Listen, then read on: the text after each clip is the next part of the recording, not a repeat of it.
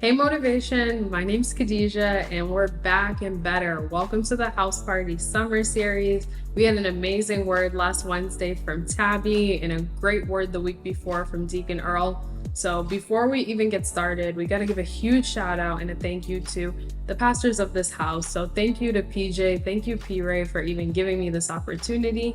Thank you for everything that you do. And let's jump in. So today we're going to be diving into Ecclesiastes. And it's a book that has a ton of wisdom. The verse that we're going to be reading speaks directly to a common challenge that I think we all have, and it's the tendency to wait for the perfect moment. We're going to be bouncing around a lot, so just try to stay with me, try to take some notes.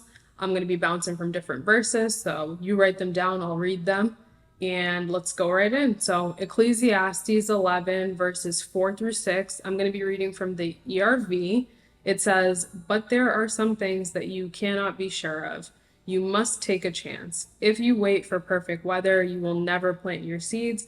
If you are afraid that every cloud will bring rain, you will never harvest your crops. You don't know where the wind blows, and you don't know how a baby grows in its mother's womb. In the same way, you don't know what God will do, and He makes everything happen. So begin planting early in the morning, and don't stop working until evening. You don't know what might make you rich, and maybe everything you do will be successful." So this verse, it might sound simple, but it's a jam-packed message, and it talks about taking action even when things aren't perfect or even when things aren't predictable. And the title of today's message, the title of today's topic, write this down, is "Scared Money Don't Make No Money." I know you guys have all heard that before, but scared money really don't make no money. So the writer of Ecclesiastes, Solomon, he's telling us that if we wait for the right conditions, if we wait for the perfect conditions before we actually start something, we might never get started at all. And we usually find ourselves saying stuff like that, like, I'll start that project when I get a chance. I'll talk to that person when I'm less busy. I'll start going to church when I get my life together. And this verse reminds us that life is unpredictable and you can't just be in charge of everything. And if you keep waiting for everything to be just right, you're going to miss your moment. You're going to miss your opportunity. So I have 3 points for you today. Point number 1, write this down, is start where you are. Usually we hesitate to take that first step because we're waiting for everything to line up perfectly. We're a generation that needs all the answers and we need to know all the information before we even get started. So we have to understand that the perfect time, the perfect whatever, it doesn't usually exist. It doesn't pan out that way. And you might have heard this before, but people say that time is going to pass you by either way. So whether you decide to start something today, tomorrow, next week, next month, next year, time is going to go by either way. So you really need to decide what you're going to do. And it can either be day one or one day, and you need to decide. So we see in the story of David and Goliath, for example, that David's not waiting for the perfect conditions. He was using what he had. He had his faith in God. He had his experience as a shepherd that was defending his flock from predators. And David was able to face Goliath. He was trusting that God was going to deliver him, and he did. And so your fear of taking any action, or your fear, waiting for the right conditions, waiting for everything to line up perfectly, can make you decide not to do anything. So don't wait for that perfect moment to start something important, whether it's a new job, it's a move, it's a personal goal. Take that first step now. We're going to go to Proverbs 3, verses 5 through 6 in the NIV. It says, "Trust in the Lord with all your heart and do not lean on your own understanding. In all your ways, acknowledge Him, and He will make straight your path." So this tells us that we don't need to have all the answers. We just need to trust Him and start moving. The perfect time, it might never come. It doesn't exist. And I see this even in my own life when we were looking to make a move and a shift and a jump to another state, and we didn't have all the answers. We didn't have all the information. And I'm someone who needs to have all the answers. I'm a type A type person. And it was one of those moments where I really needed to trust God and let God deal with me in that way. And just know that we're going to take that first step, and whatever happens, happens. Sometimes you just got to go. Sometimes you got to make something shake and just try something new. So you don't want to miss your moment. And that's point number 2. So write it down. Don't miss your moment. sometimes you just gotta go. Sometimes you just gotta try something new. Sometimes you just gotta pop out and show. So Isaiah 43, verses 18 through 19, it says, "Forget the former things, do not dwell on the past. See, I am doing a new thing." And we end up missing our new thing. We miss our new thing because we are trying to hold on to what we have in the past. We are stuck in the past. We're always looking in the rearview mirror, and there's no progress in staying in the familiar. There's no progress in staying stuck in your ways. So if there's no struggle, there's no progress. We're a really sensitive generation, and we want things to come easy oftentimes. That's just how we are. But great things usually come with a sacrifice. There's no reward without risk.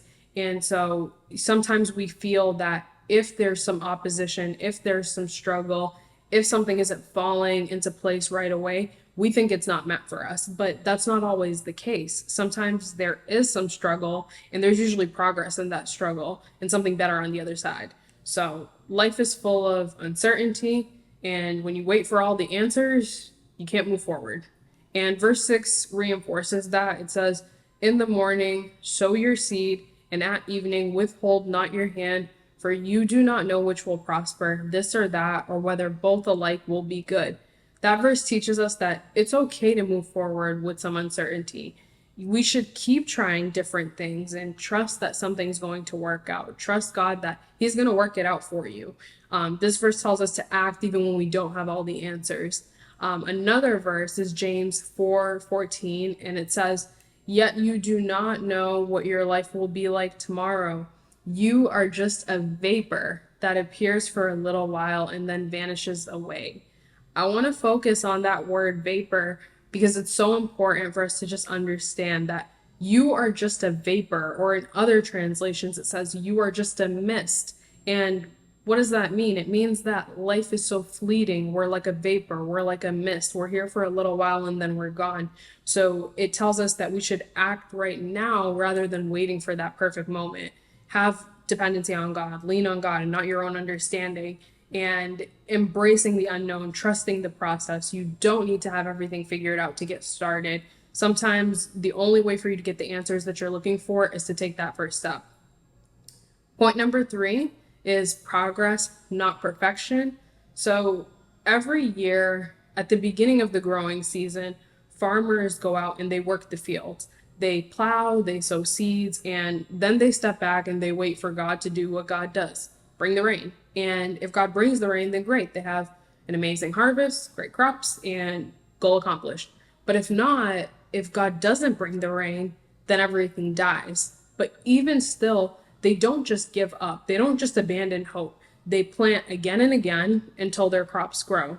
And this is how we get to that point of success, or this is how you get to that other side. And so instead of aiming for perfection, focus on just making progress. Focus on just taking that first step. It's better for you to take an imperfect step rather than to just not do anything at all. Every small step that you take forward, even if it's not perfect, it still counts towards something. It can lead to growth. It can lead to learning. It gives you a lesson, something to look back on. And sometimes our fear of failure or making mistakes can hold us back, but usually that progress only comes from you taking a risk. So Philippians 3, verses 13 through 14, Paul writes in it, "Brothers, I do not consider that I have made it my own, but one thing I do, forgetting what lies behind and straining forward to what lies ahead, I press on toward the goal for the prize of the upward call of God in Christ Jesus." So this verse really encourages us to just keep moving forward, keep focusing on progress, keep focusing on consistency, and don't be paralyzed by the pursuit of perfection. Galatians 6:9 also tells us, "Let us not grow weary of doing good, for in due season we will reap if we do not give up." Again, that just tells us that persistency, consistency, and that effort, even if it's not perfect, eventually you get to that point of success. So all in all, take the leap. And Ecclesiastes reminds us that life is uncertain, and when you wait for the right conditions, you wait for that perfect moment, you end up missing your moment, you end up missing your opportunity. And so whether you're thinking about starting a new venture, mending a relationship, starting a new job, moving, whatever it is, you have to take that leap of faith. You have to just try something different. So let's commit to being doers, not just being planners, and make the most of the opportunities that are ahead of you. Try not to just get stuck in that familiar season and look at what's actually ahead of you. And remember that everything falls into place anyway. God has it all written out. So you just trust in him and move forward. That's all I had for you today. I hope you guys enjoyed this masterclass, and tune in next Wednesday for more masterclasses. Bye, everyone.